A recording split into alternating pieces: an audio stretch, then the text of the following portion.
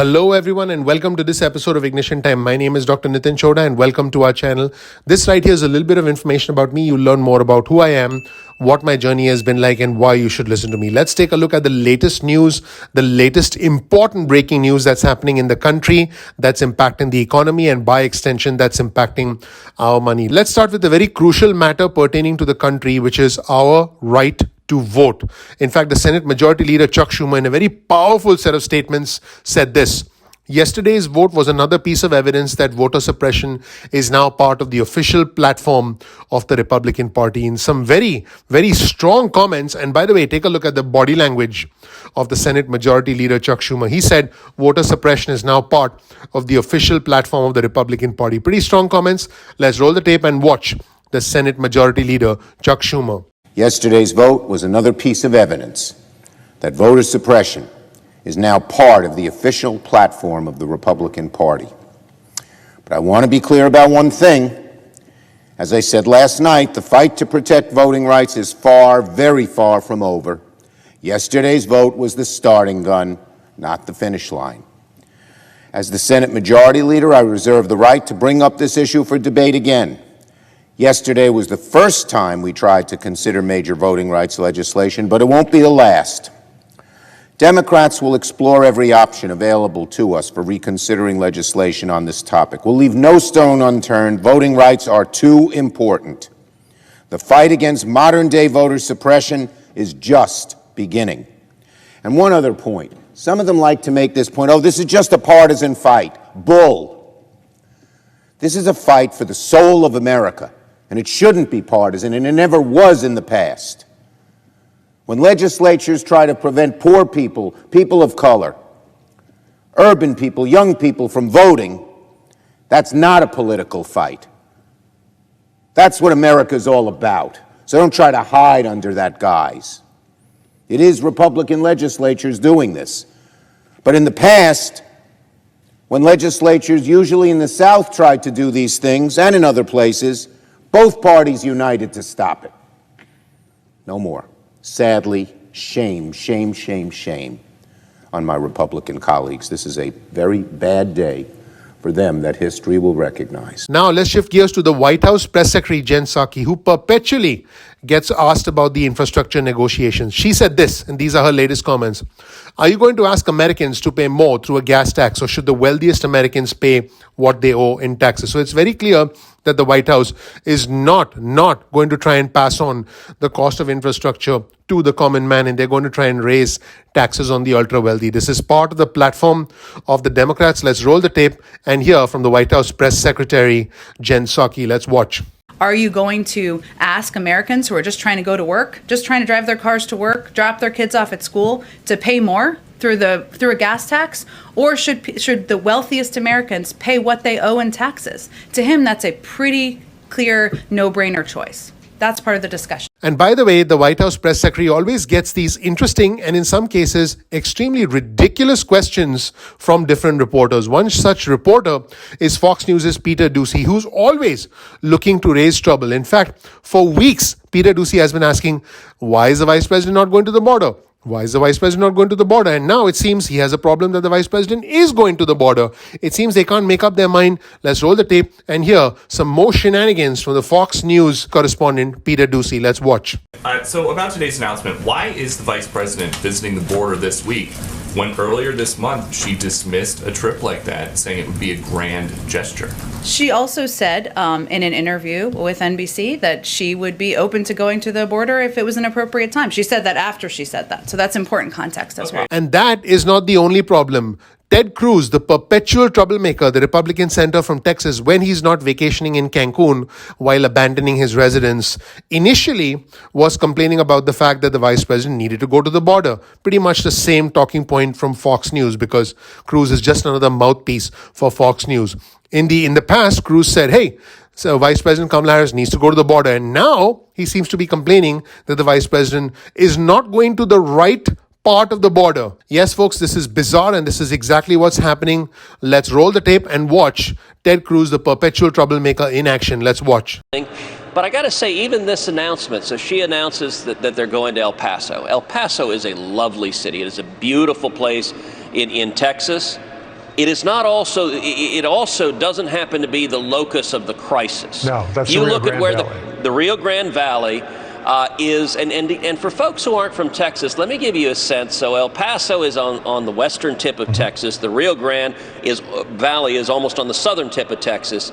It's 800 miles away. To give you a sense of just how far they are, Chicago, Illinois is closer to Washington, D.C. than El Paso is to McAllen. And so she's going where the height of the problem isn't. Let me tell you what Kamala needs to do. Kamala, you need to go to the Rio Grande Valley. Kamala, you need to go to McAllen. Kamala, you need to go to the Donna Tent Facility, which is the tent city your administration has built. Now let's shift gears to another prominent Republican senator. This time I'm talking about Rick Scott, the Republican from Florida. In this segment, he's asking for unanimous consent for the United States Senate to pass his SMART Act, which would actually prohibit the federal government from requiring Americans to wear masks on public transportation. Yep, that's what he wants. Let's roll the tape and hear from Senator Rick Scott, the Republican from Florida. The federal government should not be mandating citizens wear masks on public transportation. That's why I've introduced the Stop Mandating Additional Requirements for Travel, or SMART Act, which would revoke the federal requirement for Americans to wear masks on public transportation. Americans should be free to make choices they feel are in the best interest of their own health and the health of their loved ones. If you thought that was bizarre, let's take a look at Congressman Madison Cawthorn, the Republican from North Carolina. By the way, we are just halfway through the year, and this guy has missed 22 House votes. And this guy says he has the gall to say, I quote, "For the first time in American history, we have a president who prioritizes napping over policy making." I think when you watch this segment, you can come to the conclusion as to who needs the nap and who is indeed napping. Let's watch Madison Cawthorn, the Republican from North Carolina, in action, creating as much trouble as he possibly can. Let's watch. For the first time in American history, we have a president who prioritizes napping over policymaking, and ice cream over stemming a tidal wave of illegal immigration. I am proud to join my colleagues in denouncing Joe Biden's crisis of leadership. Now, folks, let's go back and take a look at the body language of Madison Cawthorn as he's speaking. You can see that he's not even sure about what he's talking about. He's pretty much reading some scripted comments. But, folks, words matter when our elected officials say specific things, when they actually say certain things. They matter because they are supposed to be a representation of their constituents. That is why they got elected. And oftentimes, because of this kind of crazy talk, these are the people who get re-elected, because in the primaries, it's the most hardcore voters that turn out. The moderate voters generally tend to turn out for the presidential elections. But for the primaries, it is the hardcore voters that turn out. And this kind of political rhetoric, this kind of talk that reveals what politics is all about. Politics is about timing. It's about opportunity, it's about tribalism, and it's about perception. Politicians understand that, which is why they create as much trouble as possible, and Madison Cawthorn is no different. Let's shift gears and let's go back to the bipartisan talks for a second. And CNN's Manu Raju specifically asked Senator Elizabeth Warren, the Democrat from Massachusetts, what concerns you about these bipartisan talks on infrastructure right now? To which she said, and by the way, she's always very outspoken. She said, I quote, "is how much time they're chewing up," meaning the Republicans, and how much delay Republicans keep putting into the process. Let's roll the tape and watch what the Democrat from Massachusetts, Senator Elizabeth Warren, said. Let's watch. What concerns you about these bipartisan talks right now? Is how much time they're chewing up and how much delay they keep putting into the process when they recognize that's not the whole infrastructure package. It is a subset. And right off the top, before the negotiations even began, the people involved acknowledged it was not going to solve the problems that we face on infrastructure. You can support that. Absolutely. We cannot have a subset of what needs to be done in America. Now, while the Democrats are trying to actually get something done, the Republicans continue to create as much trouble as possible. Here's Senator Ted Cruz on the floor of the United States Senate on For the People Act. He said this, I quote, "The Corrupt Politicians Act," that's what he calls it, "is the most dangerous legislation we've considered in the Senate in the 9 years that I've served on this body." Let's roll the tape and hear from the perpetual troublemaker, Senator Ted Cruz, the Republican from Texas. Let's watch. This is a huge win for the citizens of the United States. This is a huge win for democracy. and it's a huge win for the integrity of our elections. The Corrupt Politicians Act is the most dangerous legislation we've considered in the Senate in the 9 years I've served in this body. It's an attempt by Senate Democrats at a brazen power grab. It's an attempt by Democrats to federalize elections and to ensure that Democrats won't lose control for the next 100 years. Now let's shift gears to a Democratic senator from the state of Minnesota, Senator Amy Klobuchar. She said this on For the People's Act. Our democracy desperately needs the proposals in this bill, and guess what?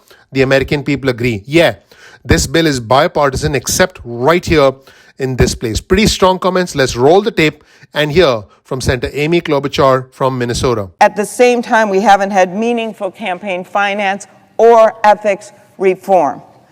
Our democracy desperately needs the proposals in this bill. And guess what? The American people agree. Yeah, this bill is bipartisan, except right here in this place. It's bipartisan because one poll released recently found that 78% of Americans, including 63% of Republicans, support making early in-person voting available for at least 2 weeks before Election Day. That's a proposal in our original For the People. It is in the manager's amendment that we're voting on cloture on, and it is in Senator Manchin's proposal. And folks, nothing would be complete without another bizarre episode involving the Republican Party and the leader of the Republican Party, whether many people recognize it or not, former President Trump. Here's the headline of an article on your screen from The Hill. Former President Trump said that he hoped that COVID-19 would take out John Bolton. Yes, you heard that right. He hoped that his former national security advisor turned critic would be taken out by COVID. Yep, folks, that actually happened. Thank you so much for watching. Please click the like button. Please subscribe. Please enable notifications. I want you to know I work very hard on this channel, and my goal is to bring you the latest news pertaining to the country, the economy, as well as our money. Thank you so much for watching. Please click the like button. Please subscribe. Please enable notifications. That is your vote of confidence in all the efforts we put into this channel. I appreciate you. I'm looking forward to seeing you in the next episode of Ignition Time. Take care. Bye.